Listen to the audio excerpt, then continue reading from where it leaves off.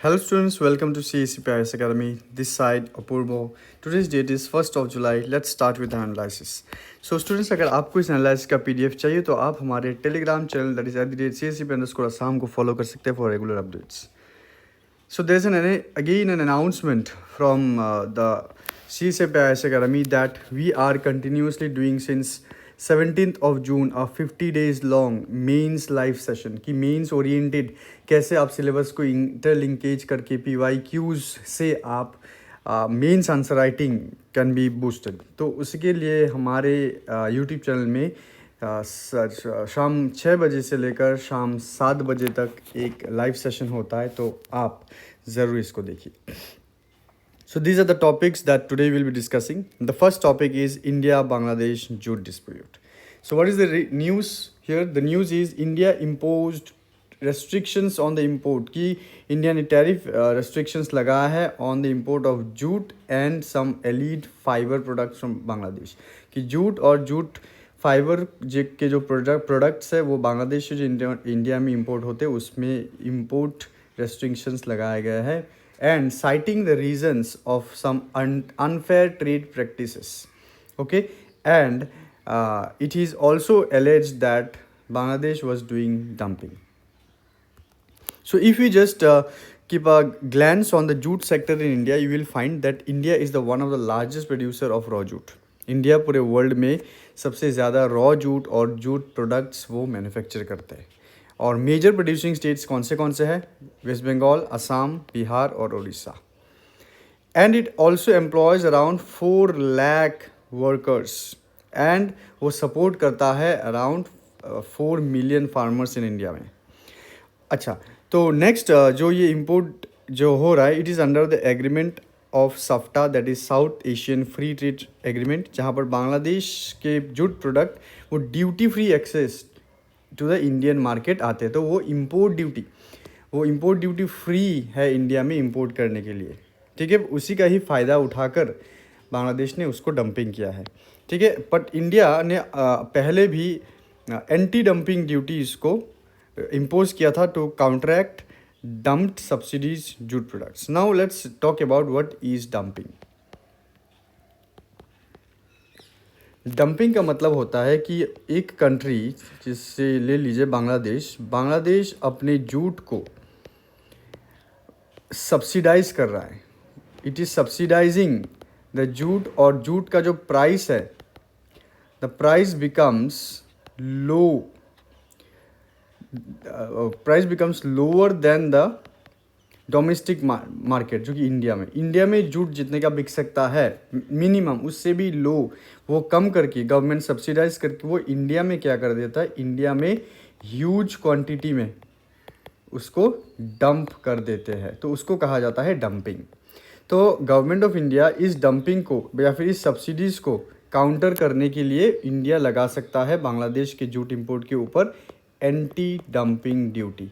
तो anti dumping duty ये असल में एक टैरिफ है या फिर एक इंपोर्ट ड्यूटी ही आप कह सकते हो. ओके, तो ये रेस्ट्रिक्शंस क्यों लगाए गए हैं बाय द इंडिया? क्योंकि India has alleged that there is unfair trade practices. जैसे कि बांग्लादेश जो सब्सिडीज़ या फिर कोई भी कंट्री WTO के एग्रीमेंट के तहत वो कुछ सब्सिडीज़ नहीं दे सकते, उसको कहा जाता है प्रोहिबिटेड सब्सिडीज़. तो वो प्रोहिबिटेड सब्सिडीज़ बांग्लादेश अपने जूट मैन्युफैक्चरर्स को दे रहे. Circumvention of EDD act through mislabelling, misuse of exemption and routine through exempted firms. मतलब जो बांग्लादेश है वो अपने प्रोडक्ट्स को मिसलेबल, जो मतलब वो डुप्लीकेसी वो करते हैं. मिसयूज ऑफ एग्जेम्पशन, जैसे कि इंडिया ने जो एग्जेम्पशन दिया है ड्यूटी फ्री इंपोर्ट का, उसके misuse. And routing through exempted firms, और अपने प्रोड्यूसर्स को वो ऐसे चैनलाइज करते हैं इंडिया में जो फर्म्स एग्जेम्प्टेड है. तो this is one reason for this restriction. Next is what are the impact of domestic industry. कि अगर चीप जूट इंडिया में डंप कर दिया जाए, it will harm the Indian farmers here. Okay, it will undercut the domestic mill and lower capacity utilisation होगा और India में होगा जॉब लॉस. इसी वजह से रेस्ट्रिक्शंस को लगाया गया है. और जियोपॉलिटिकल कंटेक्स्ट में अगर देखते हो तो इंडिया और बांग्लादेश के बीच रिलेशंस में कुछ स्ट्रेन्स चल रहे हैं, इसी की वजह से वो भी एक जियोपॉलिटिकल कंटेक्स्ट में एक मेजर लिया गया है। Okay, we are now here in the next news, that is US remittance tax draft. तो यूएस ने यूनाइटेड स्टेट्स ने एक ड्राफ्ट एक्ट बनाया है जिसका नाम है one big beautiful bill act.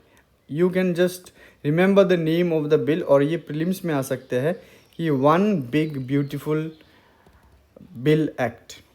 ठीक है, तो क्या है ये है जो टैक्स इंडिया में जो रेमिटेंसेस आते हैं, रेमिटेंसेस का मतलब क्या, ट्रांसफ़र है। कि मान लीजिए आपका कोई इंडिया से बाहर यूएस में अगर आपका कोई काम कर रहे हैं, वो इंडिया में अगर पैसा भेज रहा है आपको, ठीक है, suppose you are the parent and your children are sending money, तो that is remittance.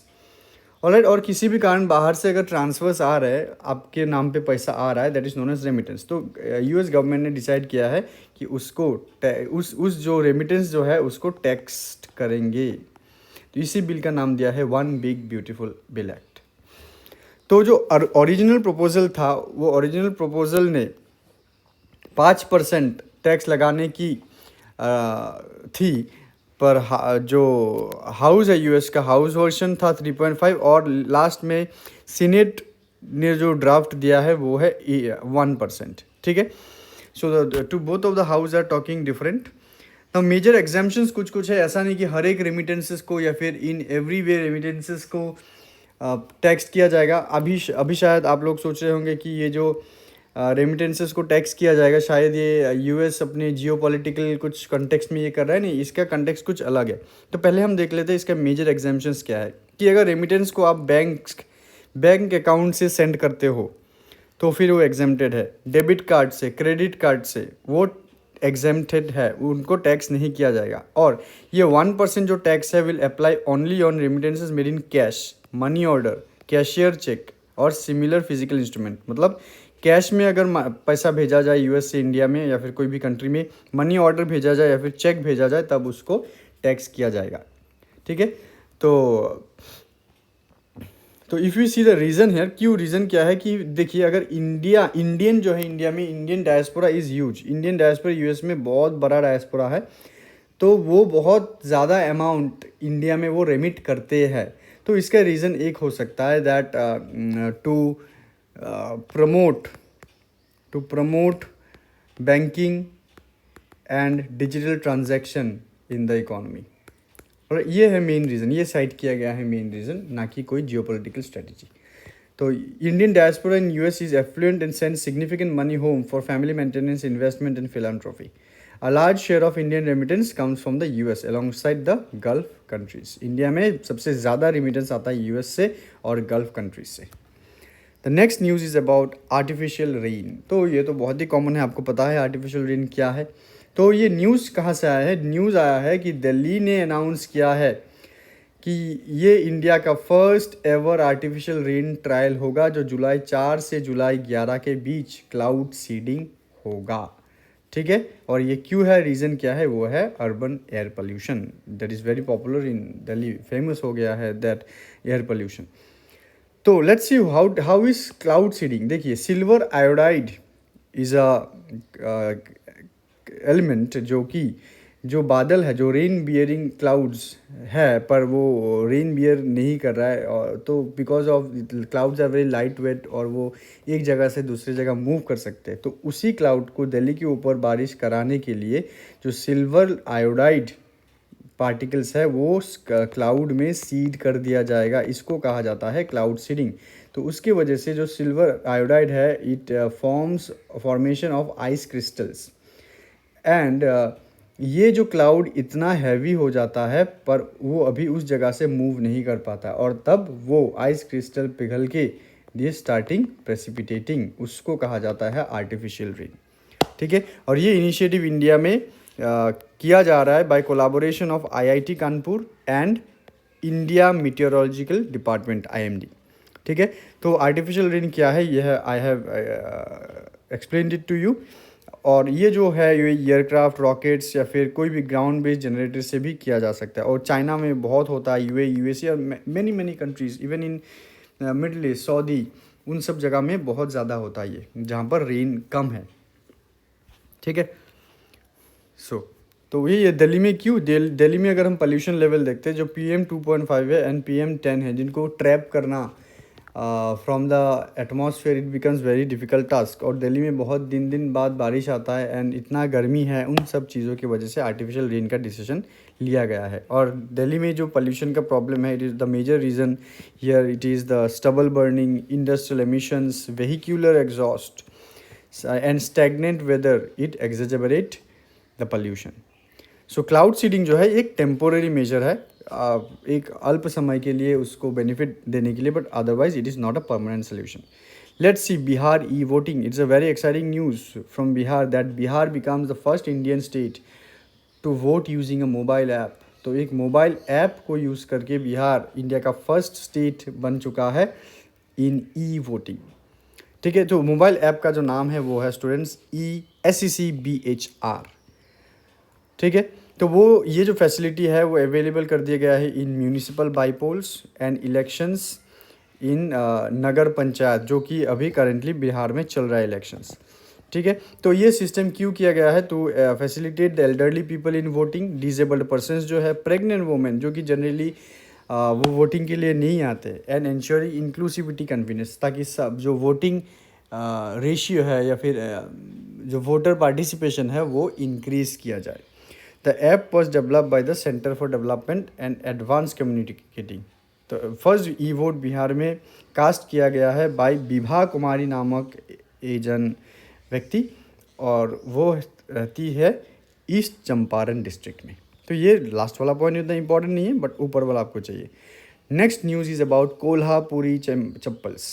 So what is the news here कि जो इटालियन लग्जरी फैशन ब्रांड है जो कि है Prada, it had acknowledged one of its product line to be India's iconic Kolhapuri chappal. तो एक issue ये था, जो चप्पल है इसको कोल्हापुरी चप्पल कहा जाता है, प्राडा ने ये अपने प्रोडक्ट लाइन में रखा है, पर प्रीवियसली इट हैड रिफ्यूज्ड कि इसको इंडिया का नाम दिया जाए। डिस्पाइट कोल्हापुरी चप्पल के ऊपर इंडिया का ज्योग्राफिकल इंडिकेशन टैग है, which is very popular in your from Kolhapur, that is Maharashtra. ठीक है, ये एक leather it is the handcrafted leather slippers है, which is known for its durability, unique design and cultural significance, जो कि है predominate करता है महाराष्ट्र और कर्नाटका में। पर जो प्राडा नामक एक कंपनी है, प्राडा ने क्या किया था, वो अपने चप्पलों में कोल्हापुरी जैसे चप्पल बनाए हैं, पर उसके इंडिया का नाम नहीं दिया है। तो Prada sandal strongly resemble Kolhapuri chappal but lack initial acknowledgement. पहले उन्होंने इंडिया को या फिर कोल्हापुरी ये एक्नॉलेजमेंट नहीं दिया था, डिस्पाइट उसने सेम टू सेम चप्पल बनाया था। ऑलराइट, तो बट ये करने के बाद जो हमारे Maharashtra chamber of commerce, industry and agriculture है, उन्होंने इंटरवीन किया है, and then Prada formally recognised the cultural roots. ठीक है, so that's all about from Kolhapuri Chappal and our CNA. And last, let me tell you again that CSE IAS Academy is doing and from since 16th of June mains crash course. अभी भी time है students, seats are limited. अगर आपको mains crash course चाहिए तो आप हमारे इस नंबर पे कॉल करके इमीडिएटली एडमिशन लीजिए। Till then, thank you so much, take care.